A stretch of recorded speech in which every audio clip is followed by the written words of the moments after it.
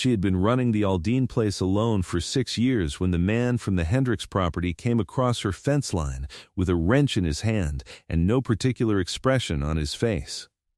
Her truck was sitting dead on the county road shoulder.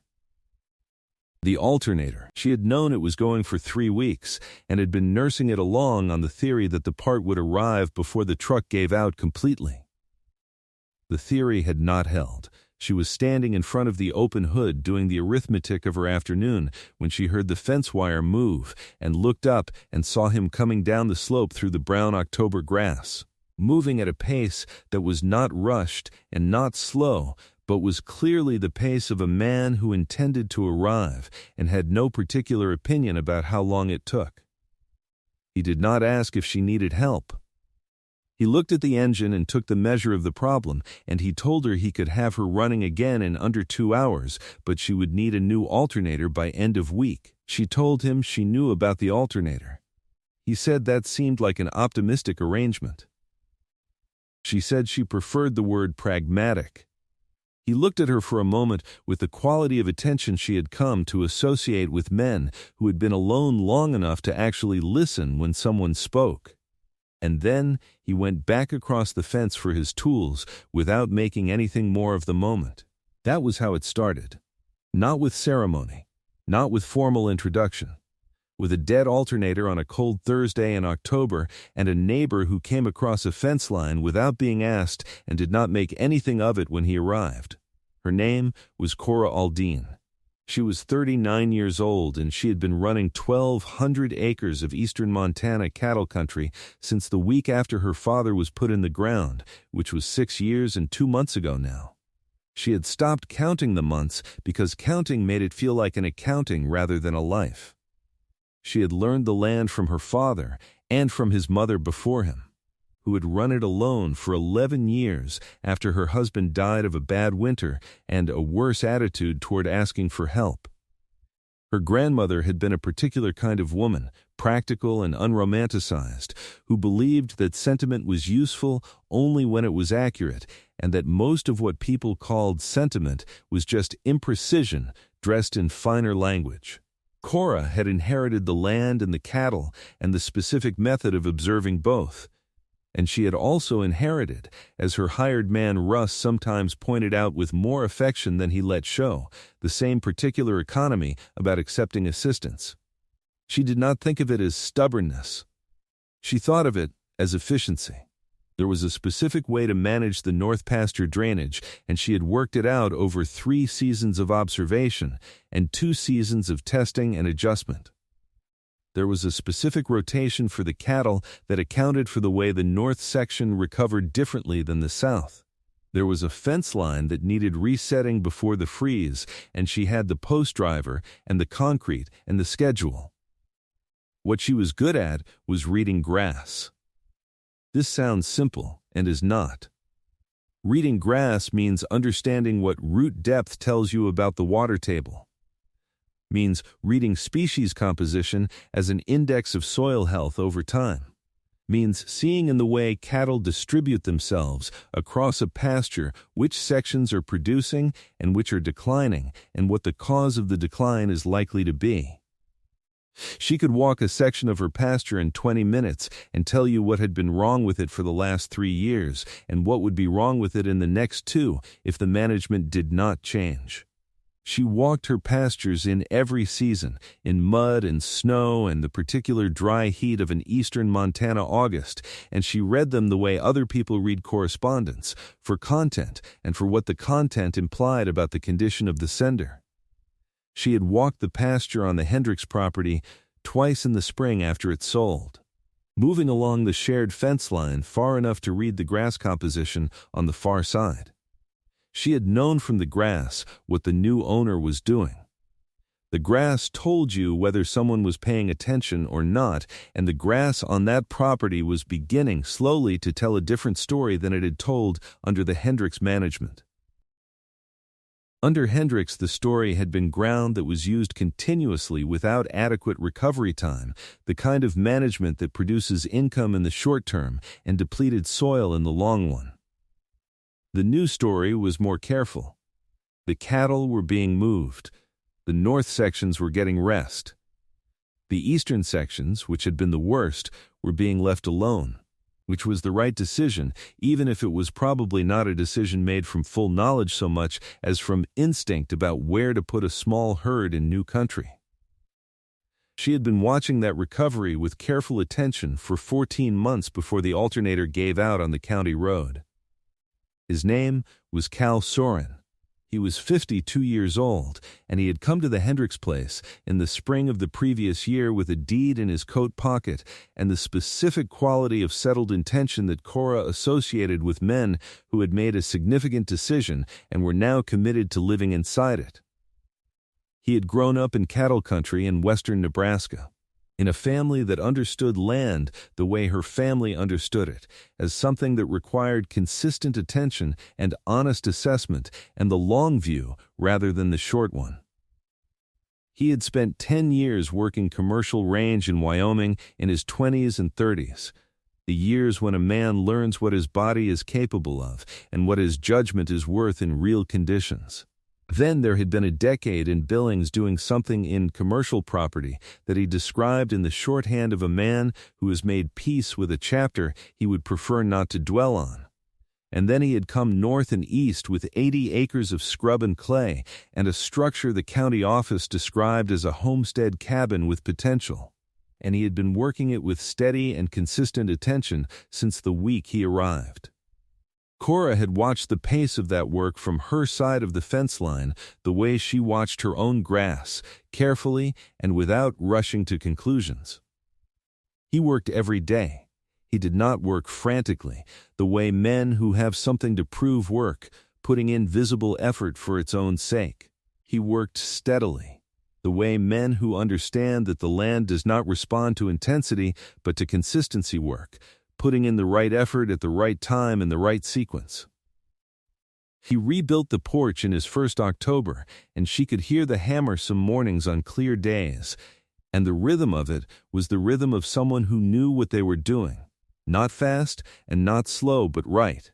He reset the east fence posts in November with concrete rather than just redriving them, which told her he understood frost heave and what it would cost him if he did not address it properly.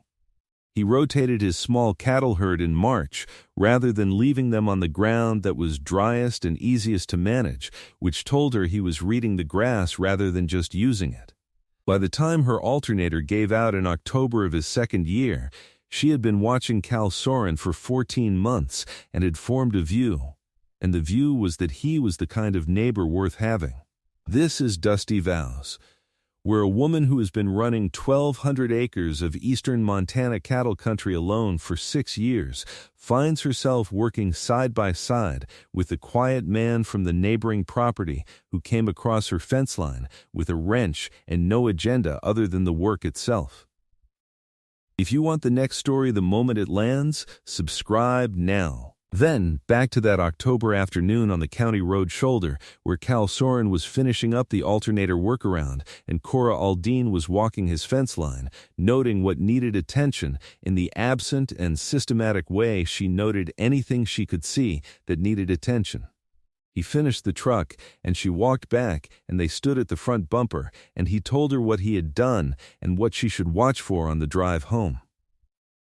She listened the way she listened to technical information, completely.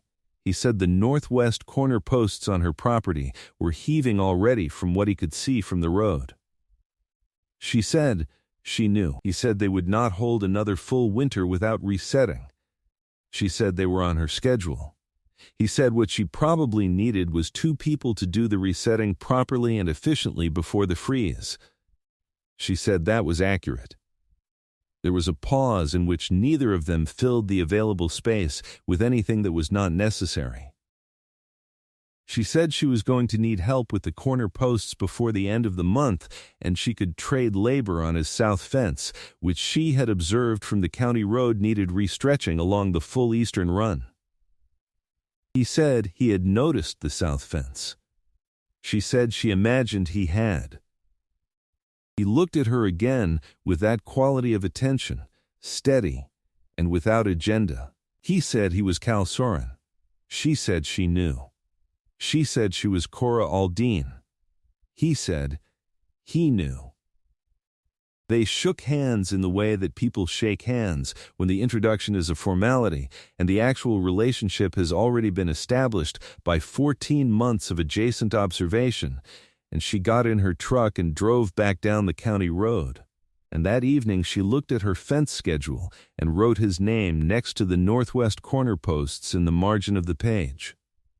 They worked the corner posts the following Saturday and the Saturday after. The ground was still workable, but only just, and the concrete had to cure overnight with burlap over it to hold the heat against the October cold. And Cora mixed the bags herself at the ratio she had developed for this soil type in these temperatures, which was different from the standard ratio, and produced a cure that held better through the freeze and thaw cycles particular to this elevation and this county. She mixed and Cal set, and the posts went in plumb and held their plumb, and on the second Saturday afternoon when the last one was tamped and covered, she walked the line and put her hand on each post, and they held. He watched her walk the line. He did not say anything until she had checked every post and turned back. He said those would hold the winter. She said she expected so. He said she had mixed those bags at a different ratio than the standard. She said the standard ratio was developed for temperate soil in more moderate climate conditions.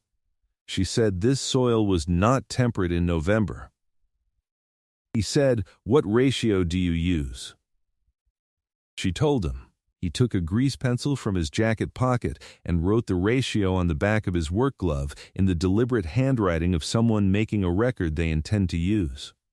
She watched him write it down and thought that this was a quality worth noting in a man, the willingness to record what someone else knew rather than perform the knowledge as if it were already his own.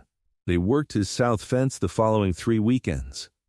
The restretching took longer than it would have taken on a straightforward job because 2 of the corner posts needed replacing outright rather than resetting, and because they found a section of wire near the south end that had been twisted at installation rather than properly tensioned, which had been creating progressive mechanical failure in the entire run for years and was going to bring the whole section down in the next heavy snow if it was not addressed. Cal's instinct was to patch the worst of it and move on. She showed him why the patch would fail, drawing it out in the dirt with a stick, the way the tension distributed through the twisted wire and where it was going to let go, and why the patch point would be the next failure rather than the solution. He looked at what she had drawn for a moment. Then he pulled the wire back to the nearest anchor post and started over without comment. That was the thing she would remember about those first weeks, and she would remember it for a long time after.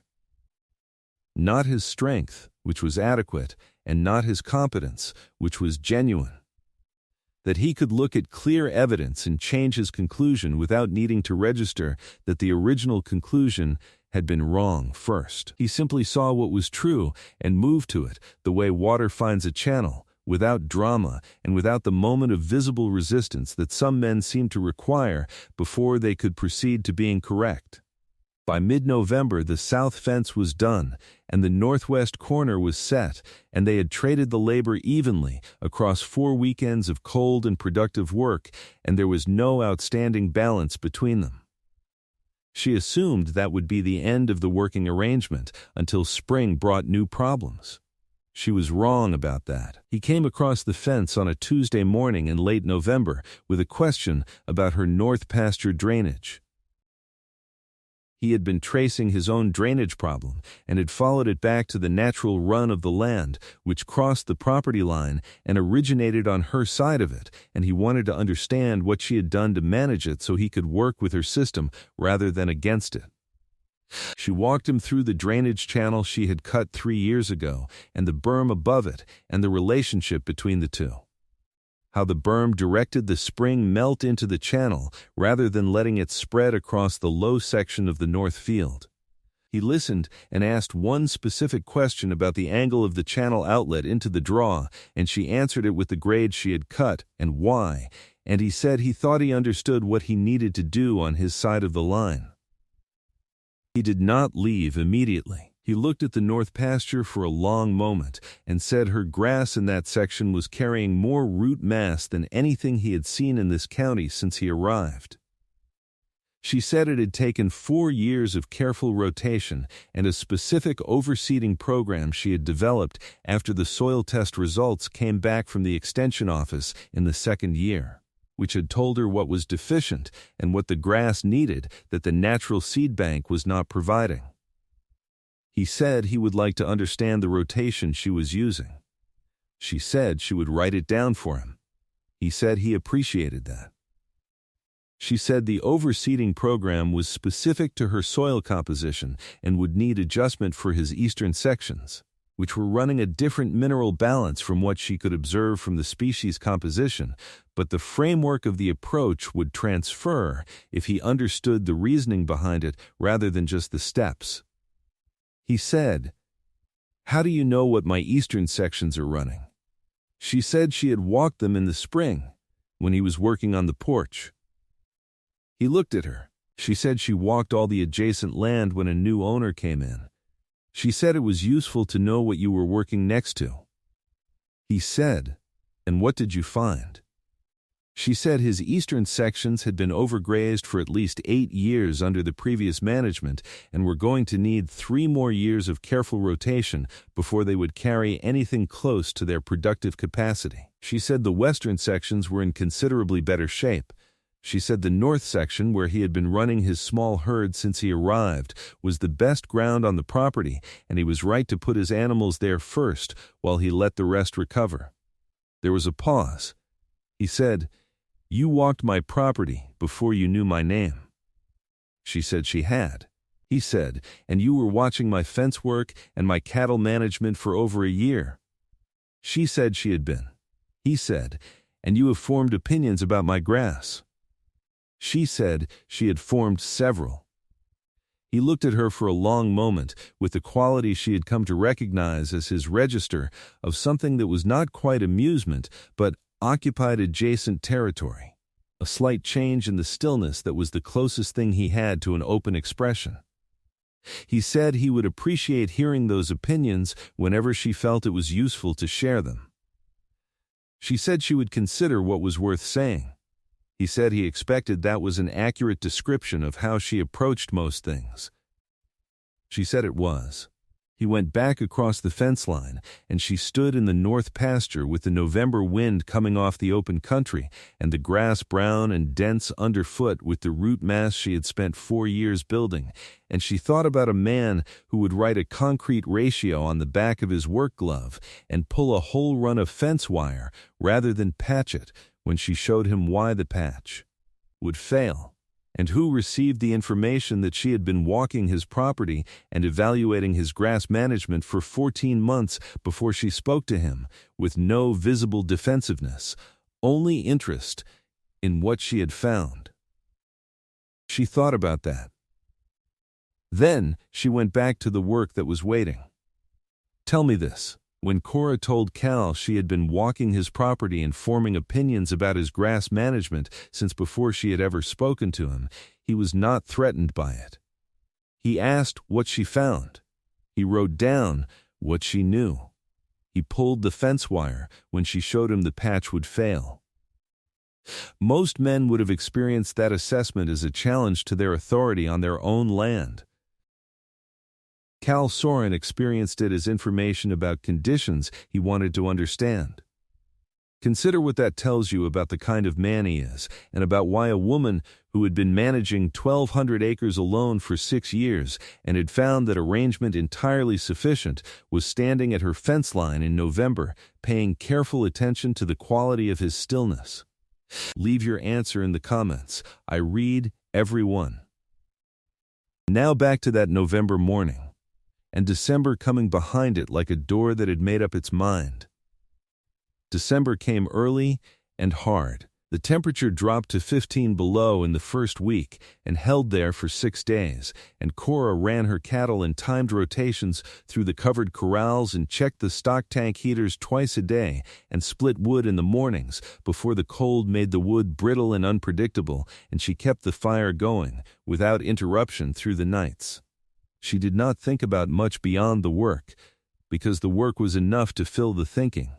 On the fourth morning of the deep cold, she drove the county road to check the culvert at the north boundary, which she knew from 2 previous winters had a tendency to ice over from the bottom and restrict the flow, and she found it had done exactly that, and spent 2 hours lying on her stomach on frozen ground in 15 below zero, breaking the ice out from inside the pipe with a long steel rod. Cal Soren was on the other side of the culvert with a rod of his own. She became aware of him when the ice in the center of the pipe gave way from both sides at once and the water moved, and she heard him say good across the opening. She said good back. They lay on their stomachs on either side of the culvert in 15 below zero in the early dark of a December morning, and the water ran clean through, and neither of them said anything else for a moment. He said she had stock tank heaters on the north section. She said she had 3. He said one of his had shorted overnight. He said he was managing with the remaining 2, but the overnight temperatures projected for the end of the week were going to put pressure on his animals. She said she had a spare heater in the barn.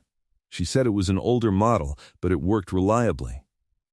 She said he could take it until the weather broke. He said he would come by that afternoon for it and would return it in spring with a new element installed. She said a new element was not necessary. He said it was to him. She did not argue the point because she had observed in the previous weeks that arguing with Cal Soren about reciprocity was not a productive investment of time.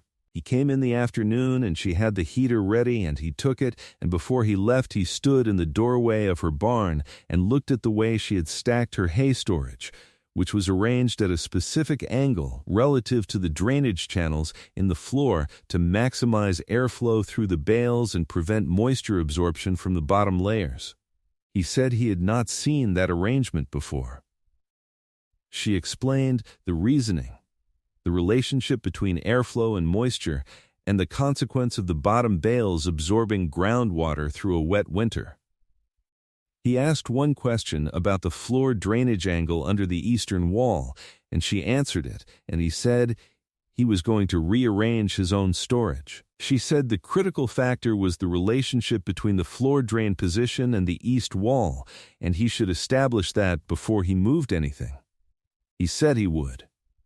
He left with the heater and she went back to the stock tanks and the evening routine, and the cold held for 4 more days, and she managed it without incident, and her cattle managed it, and at the end of the week, when the temperature came back to 10 above, she stood in the north, pasture on, the first morning above zero, and watched her cattle move out of the corrals into the open air, and felt the specific satisfaction of having held everything together through conditions that required everything she had. January passed the way January passes in eastern Montana, which is slowly and without any particular warmth toward the people trying to work through it.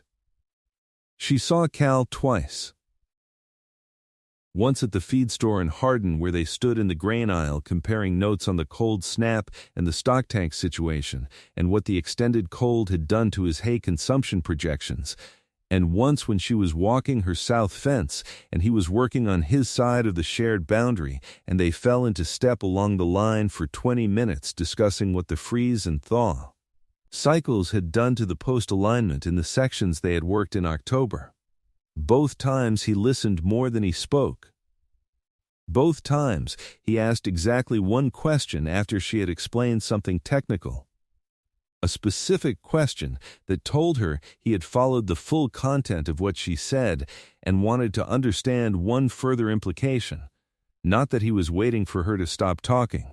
At the feed store he had also told her, without being asked, that he had rearranged his hay storage using the method she described in the barn doorway, and that the floor drain angle on the east wall had been wrong, which she had expected, and that correcting it before he restacked had taken an extra half day, but he thought it was the right investment before a wet spring. She said it was. He said he had also looked at the overseeding program she had written out for him and had some questions about the application timing on the eastern sections given the difference in soil composition she had described. She told him the application window for those sections was narrower than for her own pastures because of the drainage differential, and he wrote the timing on the back of the same receipt he had been using for feed calculations and put it in his coat pocket. She had been alone with this land for 6 years. In those 6 years, she had not had a single conversation about the drainage gradient in the North Draw that did not require her to begin by explaining why drainage gradients mattered. She had not had a conversation about overseeding timing in which the other person had been thinking about the application window before she raised it. She had not had a conversation about hay storage in which the information she offered was acted on before the next time she saw the person. She thought about this in January, standing in the quiet of her barn on a morning when the light was coming in sideways through the south window and landing on the stacked hay. She did not attach anything to the thought. She filed it the way she filed the concrete ratio and the fence wire tension and the overseeding program results, as information that would be available when the time came for it to be relevant. She thought about it again on a February morning when she was checking the north section cattle and one of the cows came to her with a hoof problem, a crack in the right front that had been developing since the freeze and needed attention before it got worse. She brought the animal in and treated the hoof and set her in the recovery pen and stood for a moment in the barn afterward with the cold coming in through the gap in the south door that she had been meaning to address since November. She had been meaning to address it alone because she had always addressed the barn gaps alone, along with everything else that needed addressing. And the list was long and the days were short in January, and there was always something that waited. She thought about the feed store and Cal Soren writing the overseeding timing on the back of a receipt. She thought about the hay arrangement in his barn, corrected before the wet spring. She thought about the stock tank heater that came back in November with a new element installed exactly as he said it would be. She went back to work and did not make anything more of the thinking than the thinking itself. February brought a clear stretch that allowed the outdoor work to resume with full purpose. She spent 3 weeks on the south fence run of her own property, the full eastern length, which she had been deferring since the fall because the work on Cal's fence and her own northwest corner had consumed the available weeks before the freeze. She worked it in sections, pulling and restretching 200 yards at a time, working alone at the pace she worked when she was alone, which was steady and without conversation. On the 3rd week, Cal came across the fence line with his post driver on a morning when she was doing the anchor work on the southeast corner, which genuinely required a 3rd set of hands to hold the post at proper plumb while the concrete was tamped. And she accepted the help without ceremony because she needed it and the offer was clean. They worked the southeast anchor for 4 hours in February light that was cold and bright and cast long shadows across the frozen grass. They ate lunch on the tailgate of her truck with the sun on the metal and the specific quality of silence that belongs to two people who have worked hard together and have nothing left to prove to each other in the present moment. He said, "You were planning to run this section alone." She said she had done longer sections alone. He said, "I know you have. That is not what I asked." She looked at him. He was looking at the anchor post they had set, at the line it held. She said, "I plan to work alone because that is the arrangement that does not require me to manage other people's expectations about what the arrangement means." He said, "Most help comes with something attached." She said that was accurate in her experience. He said, "What is usually attached?" She said the expectation that accepting help was a concession of some kind. The expectation that needing a hand with an anchor post was evidence of a general insufficiency that should be addressed by a more permanent arrangement. The expectation, in other words, that she would feel grateful in a specific direction. He said, "I do not have that expectation." She looked at him directly. He said the anchor needed 3 people, and she had 2, and he was on the other side of the fence line. He said that was the complete account of why he came across. He said he was not interested in what it meant beyond that, because he did not think it meant anything beyond that, and he had found, in the life he was currently living, that inventing meaning where there was none was an expensive habit. She said, "That is an unusual position." He said he had come to it after holding the opposite position for some time and finding that it did not produce results he was willing to live with. She said, "And what is the opposite position?" He said the opposite position was deciding in advance what assistance meant, which led to spending a considerable amount of effort managing the consequences of having decided wrong. He said he had practiced that version of things in his previous life and he had found it exhausting and, more to the point, dishonest, she said. Most people would not describe it as dishonest. He said. Most people would not. He said, that was part of the problem. The February sun moved across the tailgate, and the southeast anchor post held its plumb in the frozen ground, and she thought about what he had said, the specific shape of it. The way it named a thing that she had been navigating around for 6 years without having a name for it. Which was the difference between receiving help because you had decided in advance what receiving it meant, and receiving it because the work required it and the offer was clean. She had not had a name for that distinction before. She had only had the practice of it, the long practice of only accepting help that came without the attachment, which had made the circle of people she worked with very small. She thought about what he had said for a moment. The shape of it, the way it named something she had been navigating around for 6 years without having a precise name for it. There was a difference between help you accepted because you had already decided what accepting it meant and help you accepted because the work required it and the offer was clean, without attachment. She had only been accepting the second kind for a long time. The circle of people she worked with had become very small as a result, because most help came as the first kind, and sorting through the first kind for the second was more effort than doing the work alone. She had not had a name for this distinction before today, or rather she had had the practice of it without the language.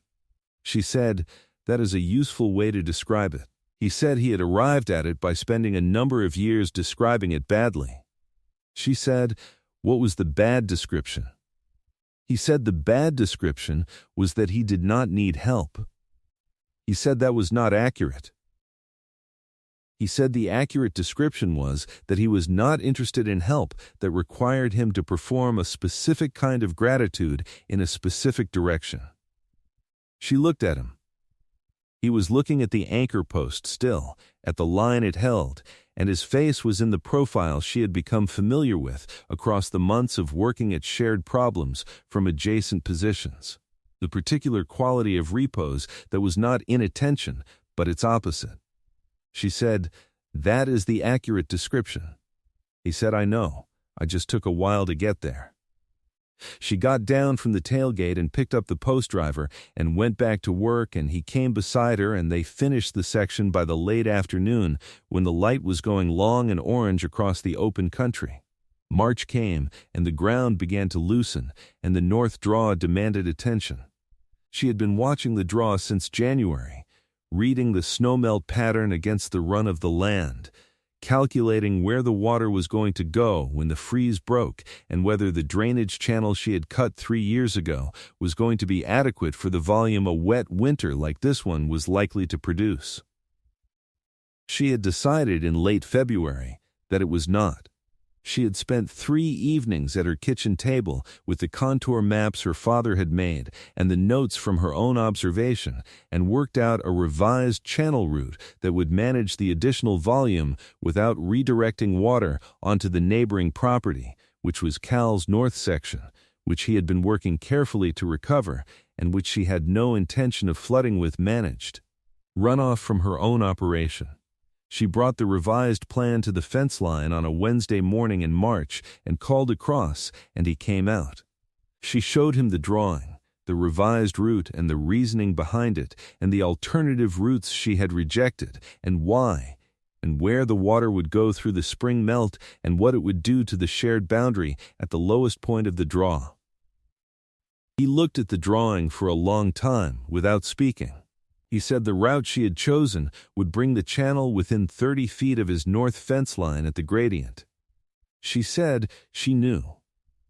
She said the alternative sent the water somewhere she found less acceptable than 30 feet of proximity to his fence, and she wanted him to have the information because it was his fence and he had a right to know what she was planning on her side of the line. He said, "Do you need help cutting the channel?" She said she had the equipment. He said he knew she had the equipment. He said he was asking whether she needed help, which was different. She looked at him across the fence line in the March mud with the drawing in her hand and the plan complete in her head and the work mapped out as clearly as she could map it. And she thought about the anchor post in February and the concrete ratio on the back of the work glove and the stock tank heater that came back in spring with a new element installed, exactly as he had said it would, without reminder. She thought about the fence wire he pulled rather than patched when she showed him the patch would fail. She thought about a man who asked one specific question after a technical explanation rather than waiting for the talking to end. She said she could use help at the east terminus where the channel met the draw. She said the grade there was going to require 2 people to cut accurately because of the angle of approach and the way the ground softened near the draw margin. He said he would be there Thursday morning. He was there Thursday morning. They cut the channel across 2 full days, and the grade at the east terminus came out within half a degree of the plan, which was as accurate as ground of that character allowed. When the first serious melt came in the 3rd week of March, the water ran exactly where the drawing said it would run and did not touch his north fence line, and the north draw carried it cleanly to the low ground below. She spent the week after the channel was cut watching the remaining snowpack on the high ground and the rate at which the ground was releasing. She had done this calculation before, in the 3 years since she had cut the original channel, and she knew what the variables were and how to read them, but this spring was wetter than the previous 2, and the calculation had wider margins than she would have liked. She walked the channel inlet twice a day and noted the moisture level in the adjacent soil and kept her assessment current. On the 5th day, she adjusted the inlet grade by 2 inches to slow the initial flow and reduce the risk of the channel walls slumping before they had compacted fully. Cal was on his side of the property working his own spring preparations, and she did not tell him about the adjustment because it was on her side of the line and it was her decision. And she made it correctly. She thought about that afterward, the not telling him, and she recognized it was not secretiveness, but habit. The habit of making every decision alone because she was the only one who needed to make them. She thought about whether the habit still served her. She thought that was a question for later. He came across the property line the morning after the melt broke and walked the channel with her from the inlet to the terminus without speaking. At the east end, where the channel met the draw and the water was still running in the remnant flow, he stopped and looked at the grade they had cut, and looked at the water moving in it, and looked at the draw below carrying it away. He said, Cora, he said her name with the weight of what he had been watching since October 1.5 years ago. The way she walked a fence line in the early dark of December to break ice from a culvert and was already there from her side when he arrived from his. The way she mixed concrete at a different ratio than the standard because she had tested the standard and found it inadequate for this soil at this temperature, and had developed something better and then written it down for him when he asked, without making anything of the giving. The way she had spent 3 evenings at her kitchen table with contour maps and her own field notes and drawn a drainage plan that accounted for his fence line and brought the drawing to the boundary so he could see what she intended before she acted on it. The way she had told him she had been walking his property and evaluating his grass management for 14 months before they exchanged names and had not apologized for it because there was nothing to apologize for. The way she accepted help at the anchor post in February, not because she could not have managed it alone, but because the work required it, and the offer was clean. And she was honest enough to accept what she needed when it came, without the wrong thing attached. He said her name with all of that in it, the accumulated weight of 17 months of specific and honest attention, and she heard all of it. She said, Cal.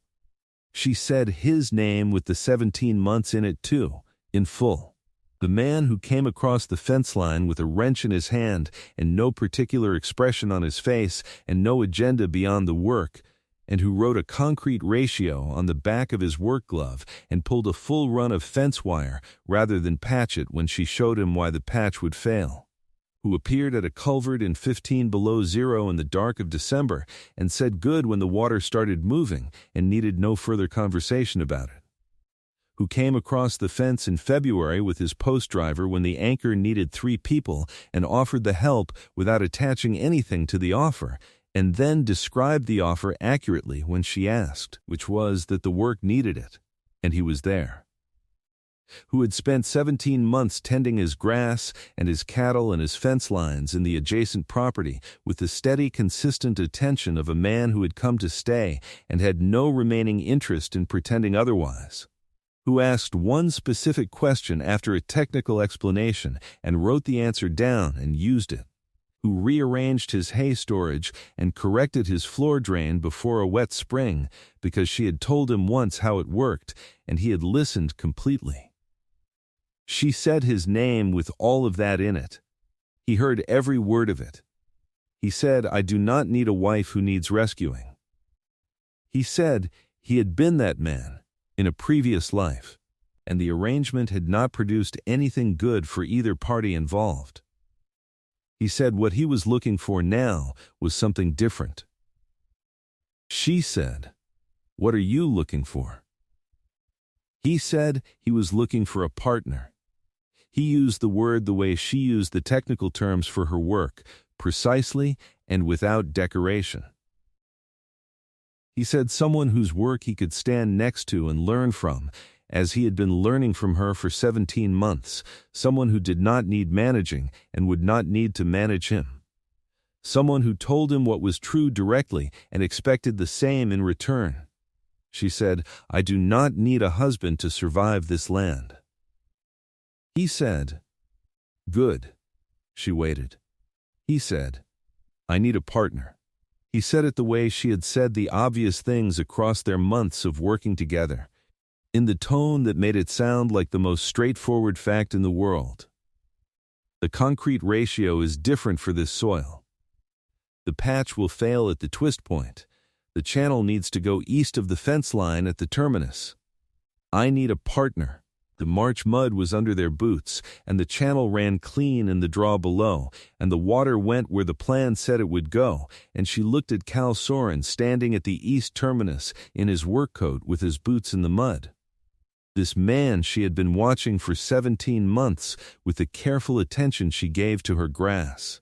This man who wrote things down and pulled wire he should not have to pull and appeared at culverts in the dark of December mornings because the culvert needed breaking out from both sides, and she thought about all the things she had filed away across those 17 months as information that might become relevant in time. The time was now. She said, the North Draw will need reassessing in fall to see how the channel held through the summer flow. She said it would be useful to have 2 people observe it through the season, because 2 observations from different angles produced a more complete picture than one. He said he would be there for every observation. She said, I expect so. She said it in the tone she used for the things that were simply obvious, the facts that did not require argument or elaboration or sentiment dressed up as more than it was. The way she said that the standard concrete ratio was wrong for this soil type, and the way she said that the patch would fail at the twist point, and the way she stated a drainage gradient when the numbers were clear, as if it were the simplest arithmetic in the world.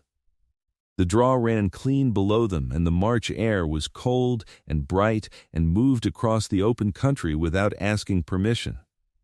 Neither of them said anything further, because there was nothing further that needed saying. The land was outside and the seasons were moving, and the north section was going to come into its full capacity by summer if the management held, and the management was going to hold. Neither of them was going anywhere, and the matter was settled, and both of them had understood it for some time, and it held.